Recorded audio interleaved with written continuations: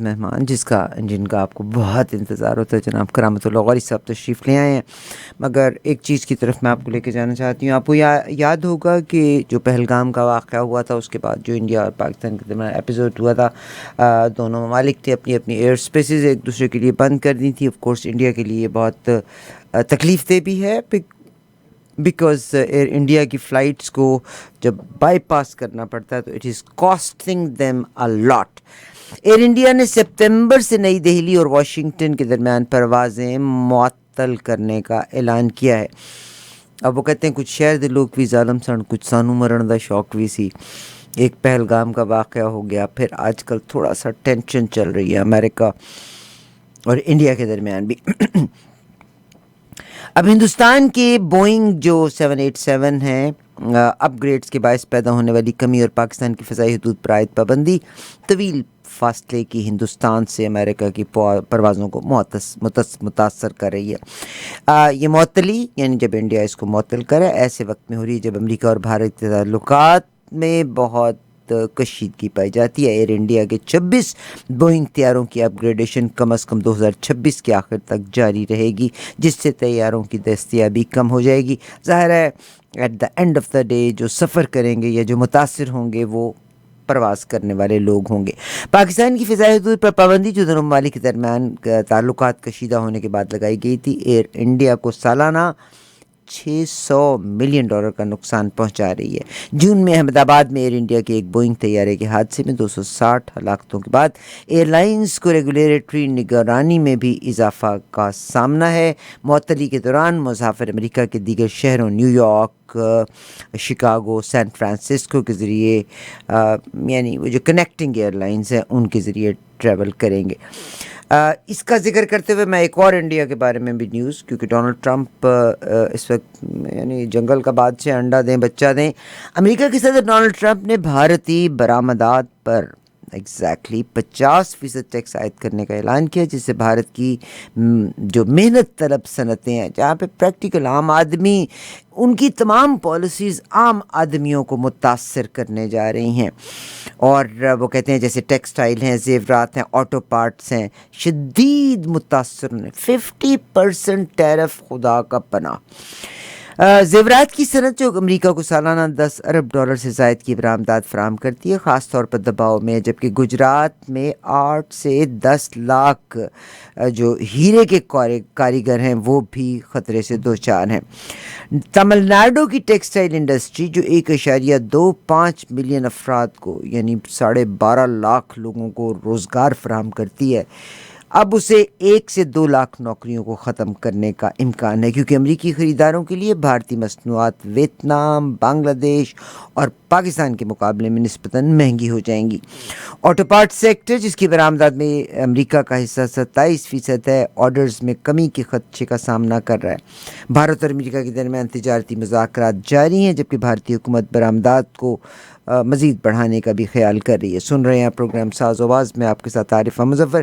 Late me introduce to my next guest, اور وہ ہیں جناب کرامت اللہ غوری صاحب. بہت شکریہ. اور یہ آپ سر تشریف لاتے ہیں. آف کورس ایک شخص جس کا ایکسپوئر ایز این امبیسڈر رہا ہو، جب کوئی لیڈر کسی ملک کا بات کرتا ہے تو وہ یقیناً ان چیزوں کو ہم کسی کو بھی انڈرمائن کر سکتے ہیں، مگر یاد رکھیے گا جن پوزیشنز کے ساتھ جس ایکسپوئر پہ ان لوگوں نے کام کیا، that makes a huge difference in our lives.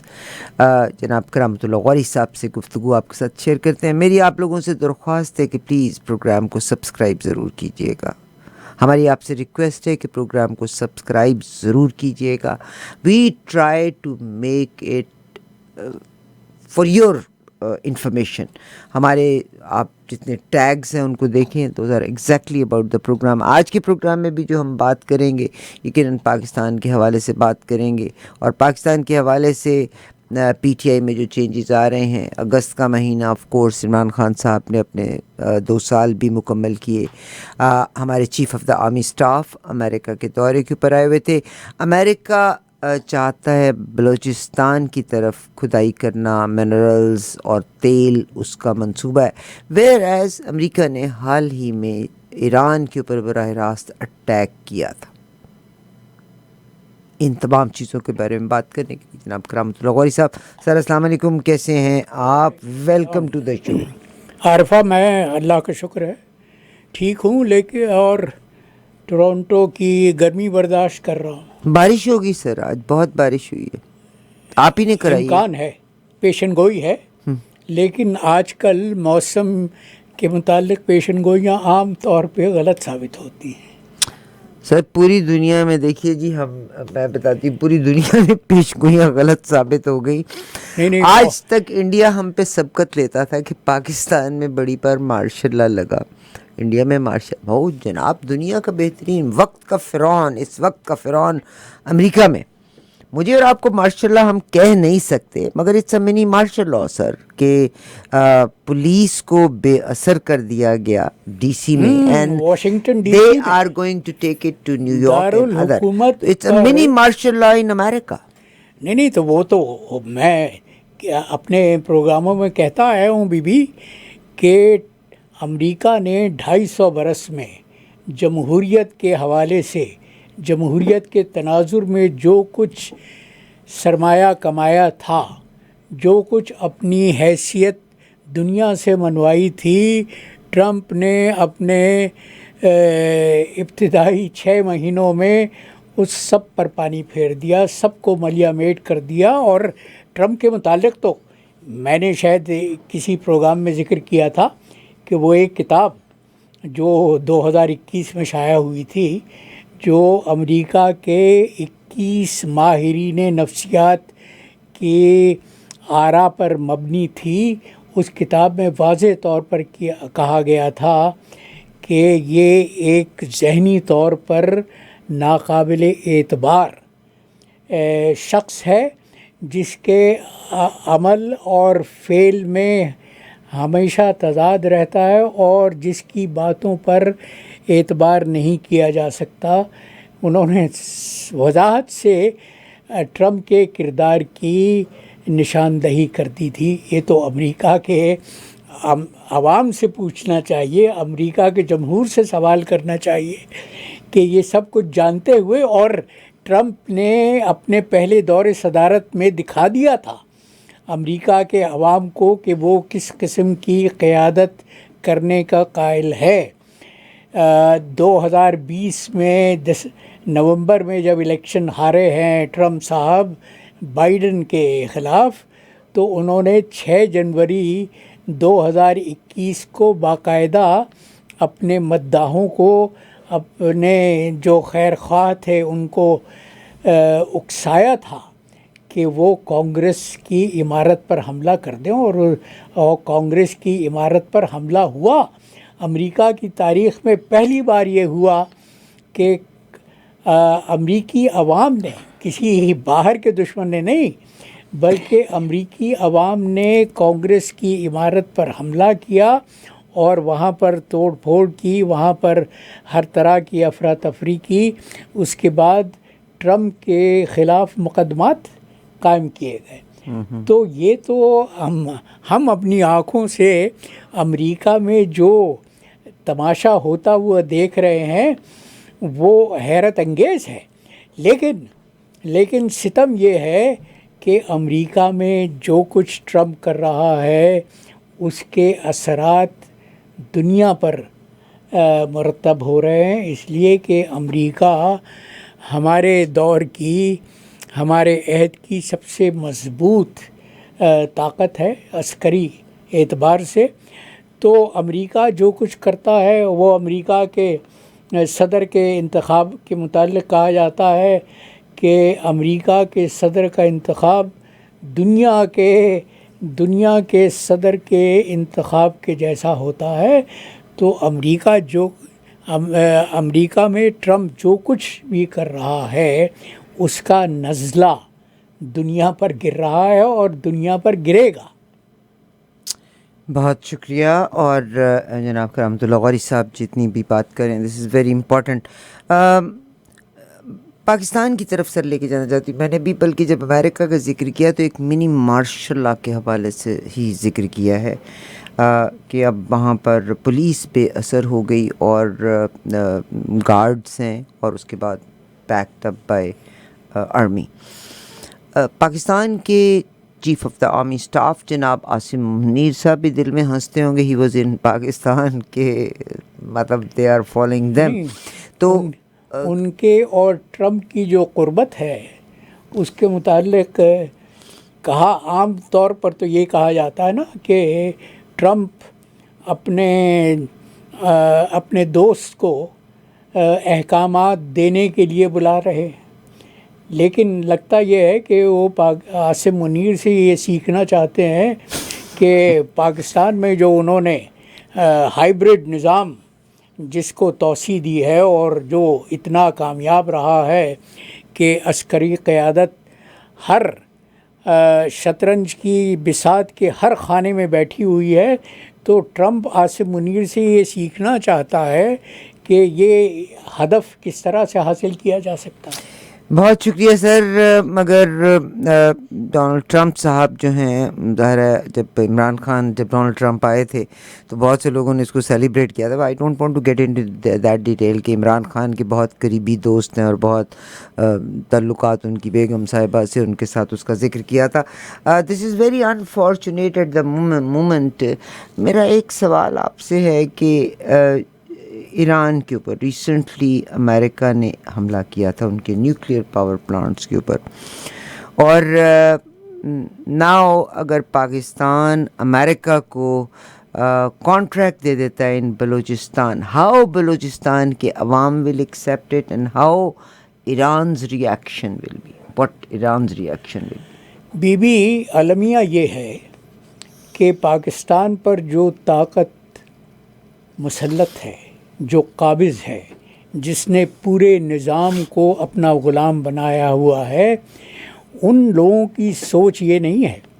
یہ تو میں اور تم سوچتے ہیں نا کہ بلوچستان کے عوام کا رد عمل کیا ہوگا, اور ایران جس کی بلوچستان کے ساتھ ایک طویل سرحد ملتی ہے, اس کا رد عمل کیا ہوگا, وہ کس طرح سے ان حالات کو دیکھے گا. لیکن جو طاقت کا اپنے آپ کو منبع سمجھتے ہیں پاکستان میں, ان کی سوچ اس سے بالکل مختلف ہے. المیہ یہ ہے پاکستان کے تناظر میں. دیکھو 14 اگست 2 دن کے بعد آ رہا ہے ہمارا یوم آزادی 14 اگست.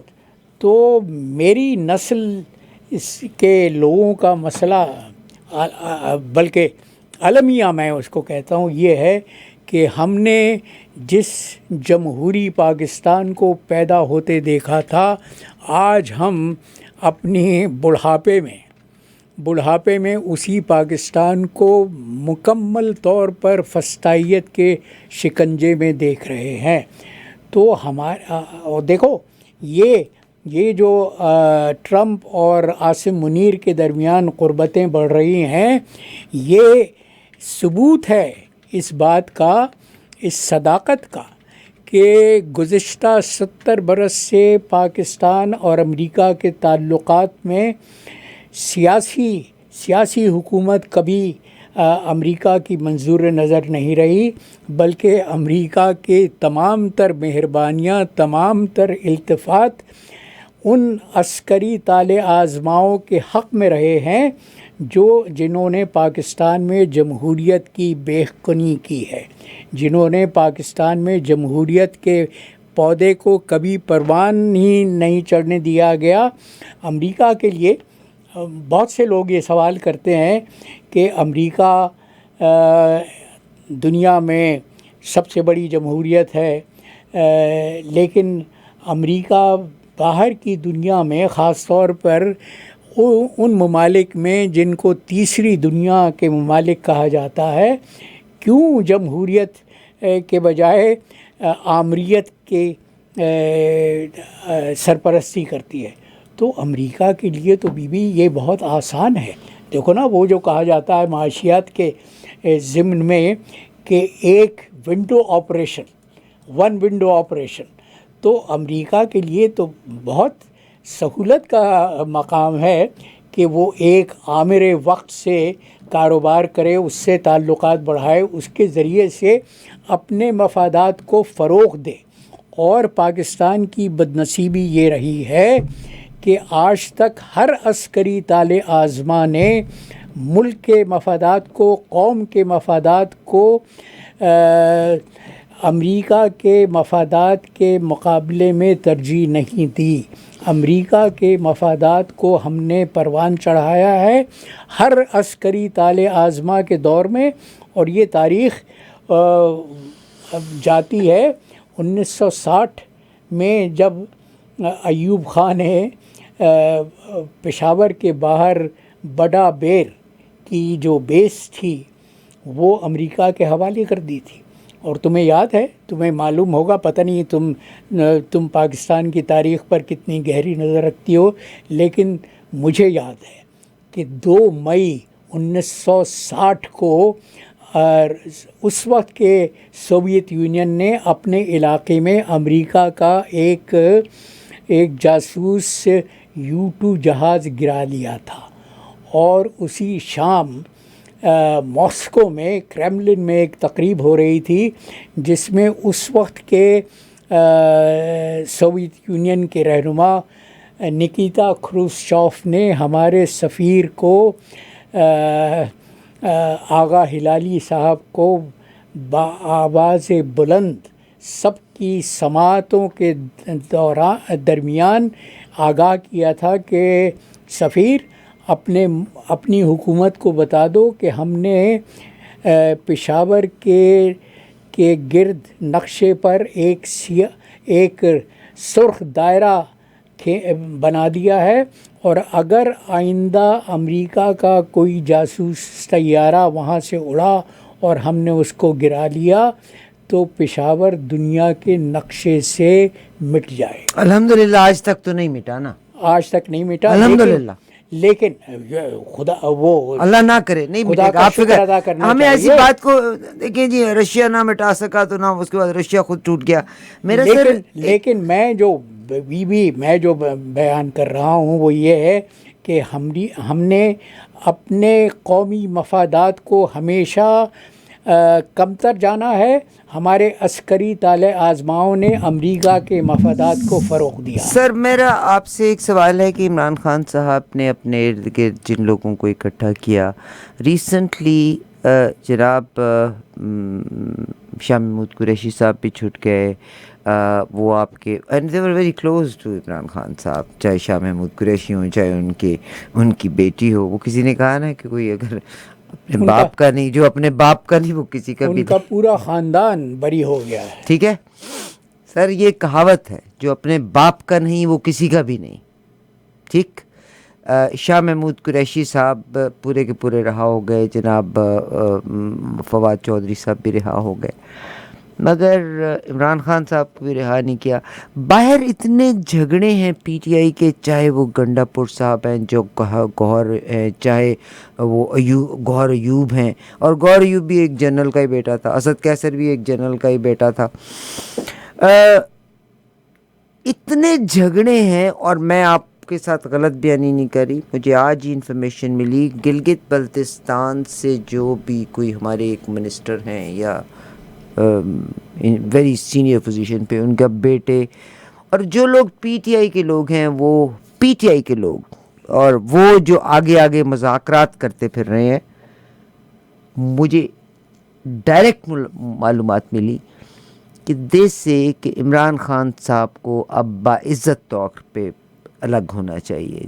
جو باعزت طور پہ الگ ہونے کو الیبوریٹ کر رہے ہیں کہ جیل میں سے ہی ان کو بھی رہنا چاہیے، اور جیل میں سے they want his and like a Bhutto. جتنے لوگ اس وقت آپ کے جتنے، چاہے وہ ان کی بہنیں ہیں، یہی تو چاہے وہ گنڈا پور ہیں، چاہے وہ کوئی کیوں نہ. دیکھو میں یہی تو تمہیں بتا رہا تھا کہ ہمارے عسکری طالع آزما جس طرح سے جمہوریت کی جڑیں اکھیڑتے رہے ہیں. اب اس عسکری طالع آزما کو صرف نہ کہیں، اب میرے بہن بھائی دیکھیے ہمارا اپنا مورل کریکٹر بھی تو ہے نا سر. جو شطرنج کی بساط بچھائی گئی ہے سر، اس میں کوئی مورل کریکٹر بھی تو ہے نا. Moral character of the party members. Shah Mahmood Qureshi, moral character of Reema Khan, moral character of Bushra Bibi بی، moral character of Amin Gandapur. ہے کہ آج تک سیاسی پارٹیوں میں وہ استحکام نہیں ہونے دیا گیا جو جمہوریت کا بنیادی تقاضا ہوتا ہے. تم ابھی ایک پاکستانی نجات کیبنٹ کے ممبر سے گفتگو کر رہی تھیں. جی. تو یہاں پر ایک ٹیکنوکریٹ وزیر اعظم بھی آتا ہے تو وہ اپنے ملک کے حق میں اپنے قوم کے مفادات میں پالیسیاں بناتا ہے. پاکستان میں تو آج تک یہ کسی سیاسی پارٹی کو مضبوط ہونے ہی نہیں دے گا. جہاں مضبوط ہونے کے آثار پیدا ہوتے ہیں، اور بھٹو کی تم نے مثال دی، بھٹو کو مگر اب وہ عمران خان کو بھٹو صاحب کی نظر میں دیکھنا چاہتے ہیں کہ عمران صاحب کو اگر جیل میں کچھ ہو جاتا ہے، ہر اس سیاسی رہنما کا وہی انجام کرنا چاہتے ہیں جو بھٹو کا کیا، جو عمران خان کا وہ کر رہے ہیں. اس میں صرف دیکھیں، ہم اس میں یہ کہ میں نہیں چاہتی کہ میں کسی کی اوپریسڈ کے ساتھ ہمدردیاں کروں. We are not playing on that. مگر دیکھیں سر، بینگ عارفہ ہمدردی کرنی چاہیے اس لیے کہ پاکستان کے حق میں یہ بات نہیں، مگر being Arifa there is a responsibility of the citizen as well. Politicians کی ریسپانسبلٹی بھی ہے. رادر دین یہ جب ہم بعض اوقات یہ بات کرتے ہیں نا، تو وہاں لوگ بلکہ لوگ یہ محسوس کرتے ہیں کہ ہم صرف ایک ہی چیز کو غلط کہہ رہے ہیں. وہ جو دوسرے کمپرومائز کہتے ہیں، we must be strong for them as well, کہ ہر آدمی کمپرومائزنگ پوزیشن میں ہے. ہم وہ لوگ جو عمران خان کی پارٹی کے سرکردہ ممبرز تھے، they want him be a martyr. They want him کہ باعزت اب ان کو الگ ہونا چاہیے. They want position. وہ ان کو بھٹو کے طور پہ کر کے کل کلاں کو کیش کرنا چاہتے ہیں. یہ جو ہمارے جرنیل ہیں جو اپنے آپ کو پاکستان کا مالک و مختار سمجھتے ہیں، انہوں نے گزشتہ برس فروری کے انتخابات کے نتائج کو کیوں آپ غلط سائڈ پہ لے گئے. مگر دیکھیے، میں یہ کہتی ہوں کہ ہر انسان کی رسپانسبلٹی ہے. ہم سب باشعور لوگ ہیں، ان کے لیے کیا کہیں گے؟ بیبی، ہم دیکھو، نظام اگر مضبوط ہو تو شعور سیاستداں پیدا کرتا ہے. پاکستان میں آج تک جمہوری نظام کو مضبوط ہی نہیں ہونے دیا گیا. جہاں مضبوط ہونے کے آثار پیدا ہوتے ہیں وہاں پر جو عسکری طالع اعظمہ ہیں وہ مداخلت کرتے ہیں اور وہ تمام نقشہ بدل دیتے ہیں. عمران خان کی یہ جو آفت عمران خان پر آئی ہے، وہ اس کی تاریخ ہم جانتے ہیں، تم جانتی ہو کہ جس دن اس نے یہ نعرہ لگایا کہ وہ دنیا کے ساتھ مساوات کی بنیاد پر، برابری کی بنیاد پر تعلقات استوار کرنا چاہتا ہے، اسی دن سے اس کے خلاف سازشیں بننے لگیں، سازشیں تیار ہونے لگیں، جس کا نتیجہ یہ ہوا کہ اس کی حکومت کو ختم کر دیا گیا. اس کے بعد بھی جب عوام نے عمران خان اور تحریک انصاف کے حق میں ببانگ دہل ووٹ دیا تو اس انتخاب کے نتائج کو بدل کر راتوں رات اس پر شب خون مار کر جن لوگوں کو مسلط کیا گیا ہے، وہی اس نظام کی مزید بےخودی کر رہے ہیں. وہ تو کٹ پتلیاں ہیں جو شطرنج کی بساط پر مہرے بیٹھے ہوئے ہیں. وہ جو ان کے آقا ان سے چاہتے ہیں وہ کرتے ہیں. بہت شکریہ جناب کرامت اللہ قاری صاحب سے ہم نے آپ کی بات چیت کرائی. آج کا قطع ہو جائے سر تو بہت اچھی بات ہوگی. ہاں، آج کا قطع وہ جو میں کہہ رہا تھا نا بی بی جی، کہ 14 اگست آنے والا ہے اور یوم آزادی ہے پاکستان کا، تو وہ آزادی ہم سے یہ سوال کر رہی ہے کہ ہم نے اس کے ساتھ کیا. اچھا، تو آج کا قطع یہی ہے کہ آزادی کر رہی ہے یہی قوم سے سوال. آزادی کر رہی ہے یہی قوم سے سوال، کیوں کر دیا ہے تم نے بتاؤ میرا یہ حال. کیوں کر دیا ہے تم نے بتاؤ میرا یہ حال، جو مجھ کو چاہتے تھے وہ پیوند خاک ہیں.